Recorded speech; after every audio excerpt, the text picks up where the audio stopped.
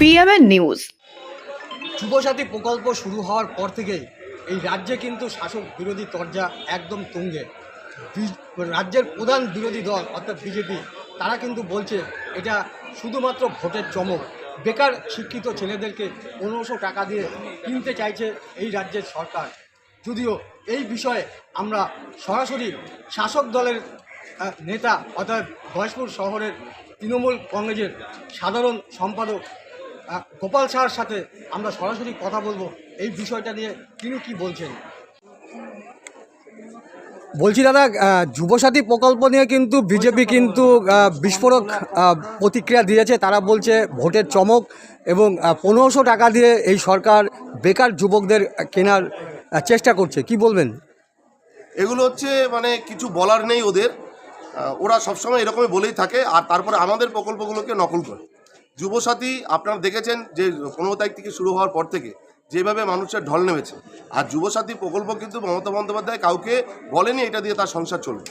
যুবসাথী প্রকল্প পড়াশোনা শেষ করার পরে যখন চাকরির পরীক্ষার প্রস্তুতি নিচ্ছে, বিভিন্ন ফর্ম ফিল আপ করতে হয়, তারপরে আপনার ইন্টারভিউ দিতে গেলে তার একটা খরচ আছে, তার জন্য বেকার যুবক যুবতীদের হাতে এই 1500 টাকা করে তুলে দিচ্ছে। আর ওই বিজেপি নেতা বলছিল, আপনি বললেন যে বিজেপি নেতা বলেছে যে বিস্ফোরক উনি বলেছে, তো বিজেপি নেতাকে বলতে চাই উনি হয়তো জানেন না যে যারা এই ভাতাটা পাচ্ছে আর এই 1500 টাকা যুবসাথীর ভাতা পাচ্ছে তাদের কিন্তু বই খাতা কিনতে হয়। আর বই খাতা কেনার কথা বললে পরে বই খাতা কিন্তু পশ্চিমবঙ্গ সরকার পুরো 12 পর্যন্ত ফ্রিতেই দেয়।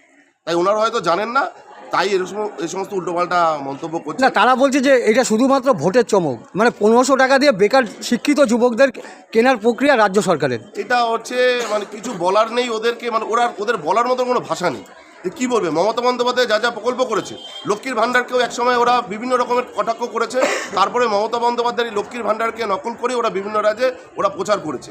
কিন্তু ওদেরকে জিজ্ঞাসা করবেন, ওই যে বলেছে না শুভেন্দু অধিকারী বলেছে যে 3000 টাকা করে দেবে ওরা নাকি ক্ষমতায় আসলে, তাহলে যেই রাজ্যগুলোতে ওরা ক্ষমতায় রয়েছে সেখানে 3000 টাকা লক্ষ্মীর ভাণ্ডারকে করুক, তারপর পশ্চিমবঙ্গে বলতে আসুক। পশ্চিমবঙ্গের মানুষ জানে মমতা বন্দ্যোপাধ্যায় যা যা প্রকল্প করেছে প্রত্যেকটা সাধারণ মানুষের জন্য প্রকল্প করেছে এবং সাধারণ মানুষ তাতে উপকৃত। এই সমস্ত যারা দুর্জন আছে তারা বলবে, ওদের কাজ ওরা বলতে দেন। আর বিজেপি যদি নেতা বলে থাকে, এই গত দুদিনে যা লোক হয়েছিল তার মধ্যে প্রচুর বিজেপি নেতা, বিজেপির যুব, বিজেপির ছাত্র তারা এসে ফর্ম ফিল আপ করে গেছে। তো এই সমস্ত ভাতা নেওয়ার সময় এবার অনলাইনে চালু হয়েছে বিজেপি নেতাদের। কালকে আমি একজনকে দেখছিলাম এখানে হেলমেট পরে মাস্ক বেঁধে তারপর এসছে তিনি যে ভাতার এখানে লাইন দিতে, অথচ তারাই গিয়ে ফেসবুকে আবার সরকারকে বদনাম করে। তাই ওদের কাজ ওরা করবে। আর মমতা বন্দ্যোপাধ্যায়ের উন্নয়নের কাজ, প্রত্যেকটা মানুষের জন্য যে কাজ তিনি প্রকল্প করেছেন মমতা বন্দ্যোপাধ্যায়ের কাজ করবে। আপনার নাম? আমার নাম গোপাল শাহ, আমি সাধারণ সম্পাদক গয়েশপুর শহর তৃণমূল কংগ্রেস।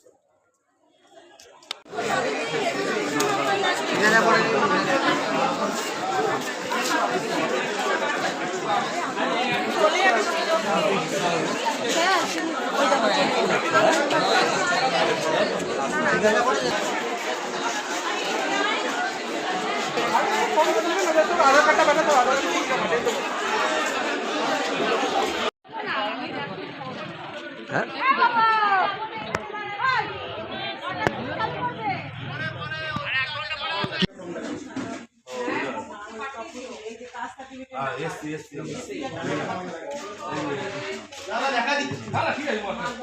দু মাস পরে তাদের ইমপ্লিমেন্ট হবে। রাজ্য সরকার কোথাও যেন নিজের ব্যর্থতা নিজেই স্বীকার করে দিলেন।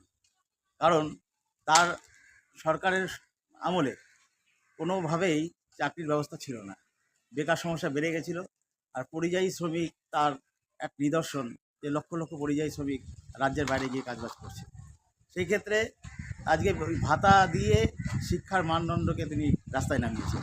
মাত্র 1500 টাকায় তিনি শিক্ষিত যুবকদের কেনার চেষ্টা করছেন। উনি, এটা আমরা দেখেছি যে এই ফর্ম ফিল আপের যে লাইন, তাতে গ্র্যাজুয়েশন কমপ্লিট করা ছেলেমেয়েরা রয়েছে, পলিটেকনিক, বিভিন্ন উচ্চশিক্ষায় শিক্ষিত, যারা চাকরি বাকরি পাচ্ছে না, সেই সমস্ত ছেলেরা লাইনে দাঁড়িয়েছে।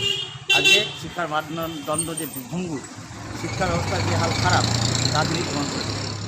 বলছি শিক্ষিত ছেলেরা তো বলছে যে না, রাজ্য সরকার খুব ভালো একটা, তারা তো খুশি হচ্ছে যে যাই 1500 টাকা তো পাচ্ছে। মাত্র 1500 টাকায় কোনোদিনই শিক্ষিত সমাজ খুশি হতে পারে না, 1500 টাকায় হতে পারে না। এই যেই ভাতা, যেই অ্যামাউন্টটা উনি দিচ্ছেন, এই অ্যামাউন্টে একটা শিক্ষিত ছেলের তার বই খাতা কেনার পয়সাটাও হয় না। তাই সুতরাং এইগুলো মিথ্যে কথা। আর তার দলেরই কর্মীরা তারা এগুলো হয়তো প্রচার করে বেড়াচ্ছে। কি নাম? আপনারা ক্ষমতা আসলে কি করবেন? আমরা ক্ষমতায় আসলে পেটে ভাত, কর্মসংস্থান, মাথায় ছাদ, এটা আমরা ব্যবস্থা করব। কারণ আমাদের যে বিরোধী দলনেতা, আমাদের দলের শুভেন্দু অধিকারী, তিনি এই কথা বলেছেন। আর সেই কথা মাথায় রেখেই ভারতীয় জনতা পার্টি পশ্চিমবঙ্গে আসলে চাকরির ব্যবস্থা, শিল্প, সমস্ত কিছু ঠিকঠাক মতন হবে। কারণ কেন্দ্রে বিজেপি, রাজ্যে বিজেপি, একই মানসিকতার সরকার যদি থাকে তাহলে উন্নয়ন হবে, এটা একদম আশা করা যায়। আপনার নাম? আমার নাম সুবীর বিশ্বাস, আমি ভারতীয় জনতা পার্টির বয়স্ক শহর মণ্ডলের সাধারণ সম্পাদক।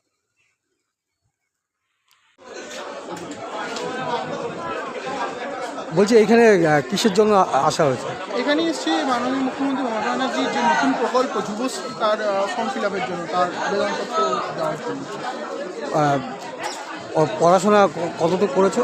আমি মাস্টার্স কমপ্লিট করেছি কল্যাণী ইউনিভার্সিটি থেকে। তারপরেও এই যুবসাথীর জন্য লাইন দিতে হচ্ছে? হ্যাঁ, বর্তমানে রাজ্য কেন্দ্র একটু সরকারি চাকরির বলতে পারি ভ্যাকেন্সি কম বেশি আসছে, কিন্তু তুলনামূলক চাহিদা, লোক সংখ্যা বেশি, কিন্তু তার চেয়ার মানে তার সিট সংখ্যা কম। তো সেখানে দাঁড়িয়ে আমাদের চেষ্টা তো চালিয়ে যেতেই হবে, কিন্তু চেষ্টার পাশাপাশি এই যে উন্নয়নের একটু প্রকল্প আমাদের সাহায্যের জন্য আশা করি। কারণ কি, যারা আমরা বেকার একদম বসে আছি, যেমন ধরুন আমি সাধারণ বাচ্চাদের যে ঘরোয়া টিউশন, সেই টিউশন করে আপাতত চলছি, তো সেই সব কাজ করে সাময়িক খরচা চালানো। এই যে টাকা, এটা দিয়ে যেটা উপকার হবে, প্রধানত চাকরির যে ফর্ম ফিল আপ করতে একটা বিপ্লবের টাকা আমাদের খরচা হয় যুব সমাজে, এবং বেসরকারি জায়গাতেও যেতে গেলে যাতায়াতের খরচা, সেখানে ইন্টারভিউ খরচা যেটা আছে, তো সেগুলো এই টাকার মাধ্যমে কিছুটা লঘু করা যেতে পারে, কিছুটা পূরণ করা যেতে পারে। আপনি একজন উচ্চ শিক্ষিত যুবক, সেখানে দাঁড়িয়ে এই যুব সাথী প্রকল্পে এসে ফর্ম নিচ্ছেন এবং বেকার ভাতা নেওয়ার জন্য লাইনে দাঁড়িয়েছেন, এটা আপনি কতটা খুশি? এটা কি অরিজিনাল, মানে আপনার মনের থেকে কি খুশি, মনের থেকে কি মেনে নিতে পারছেন এটা?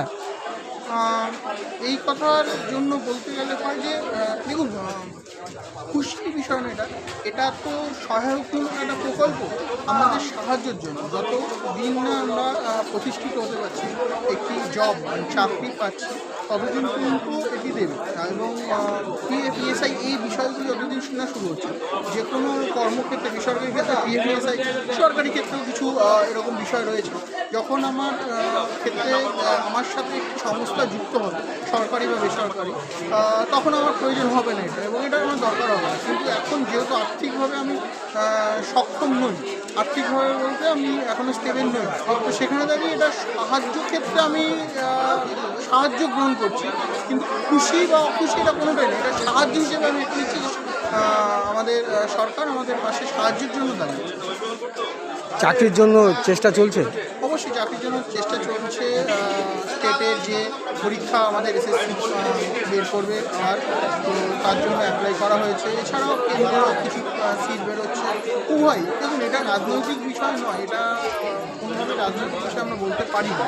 এটা আমি মনে করি ব্যক্তিগতভাবে রাজ্য কেন্দ্র এই সংঘাত না করে আমাদের সমাজের উন্নতির জন্য, প্রতিষ্ঠার জন্য দুদিক থেকে, দুটি দল মত নিয়ে সবাইকে সাহায্য করে। আমাদের আর্থিকভাবে উন্নতি না করতে পারলে কোনোভাবেই যুব সমাজ এগোতে পারবে না। কী নাম? আমার নাম পলাশ প্রমাণ। পড়াশোনা? হ্যাঁ, কোথায় পড়ছো, কোথায় এখন? এখন এমএসসি কমপ্লিট করে আপাতত সরকারি চাকরির জন্য বাড়িতেই প্রিপারেশান নিচ্ছি কম্পারেটিভ পরীক্ষার জন্য। আর তাছাড়া আমাদের টিউশন যেগুলো হয়, প্রাইভেট ঘরোয়া টিউশন,